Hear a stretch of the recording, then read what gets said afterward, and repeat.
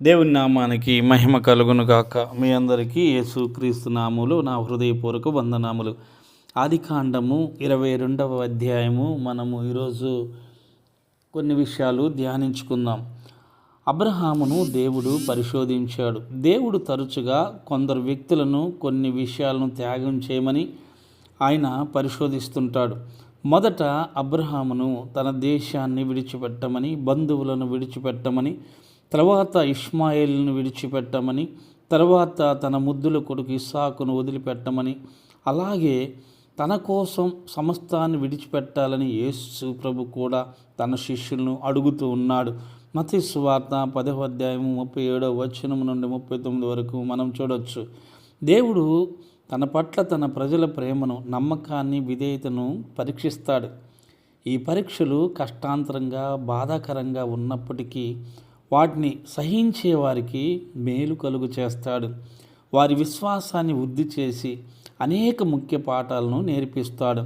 ఉదాహరణకి ద్వితీయోపదేశకాండం 8వ అధ్యాయం 2వ వచనం 16వ వచనం మనం గమనించవచ్చు. యాకోబు రాసిన పత్రిక 1వ అధ్యాయము 2, 4 వచనాలు మనం గమనించవచ్చు. ఆయన మనలో ఉంచిన మంచిని వెలికి తేవాలని దేవుడు మనల్ని పరిశోధిస్తాడు. కానీ సైతాను మాత్రం మన భ్రష్ట స్వభావంలోని చెడుగును బయటికి తేవాలని పరిశోధిస్తాడు. ప్రియమైన దేవుని బిడ్డలారా, గుర్తుంచుకోండి, ఇందులో దేవునికి 2 ఉద్దేశాలు ఉన్నట్టు చూడవచ్చు. అబ్రహాము భక్తి, నిష్ఠ, నమ్మకాలను పరీక్షించాలని, రెండవది లోక పాపముల కోసం తన కుమారుడైన యేసుక్రీస్తును అర్పించబోతున్న తన చర్యకు ముందుగా ఒక గుర్తును చూపడం. ఇది అబ్రహాముకు పరీక్ష. ఇస్సాకు అబ్రహాముకు ఏకైక కుమారుడని, అతడి వారసుడని, దేవుని ఒడంబడిక అతని మూలంగా స్థిరపడుతుందని దేవుడు అబ్రహాముతో చెప్పాడు. అబ్రహాము ఈ పరీక్షకు నిలిచాడు. దేవుడు తనకు ఒక పని చేయమన్నాడు అంటే దాని వెనుక సరైన కారణం తప్పక ఉంటుందని, దేవుడు ఏదో ఒక విధముగా తన వాగ్దానాన్ని నెరవేరుస్తాడని అబ్రహాము నమ్మాడు.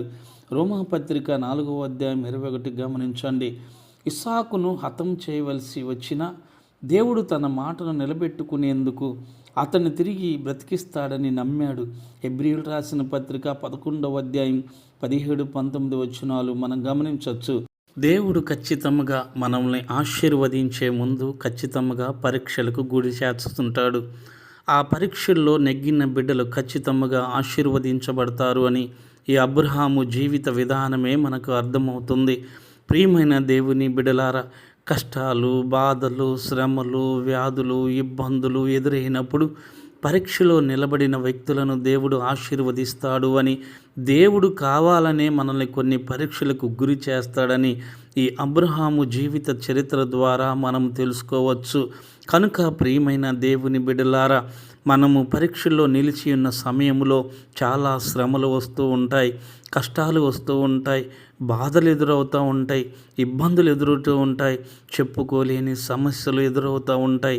ఈ భయంకరమైన కష్టాంతర సమయంలో ఎవరు మనకు తోడు లేకపోయినా, ఎవరు మనకు అండలేకపోయినా దేవుడు మనకు తోడుగా ఉన్నాడని మనము నమ్మి ముందుకు వెళ్తే చాలు.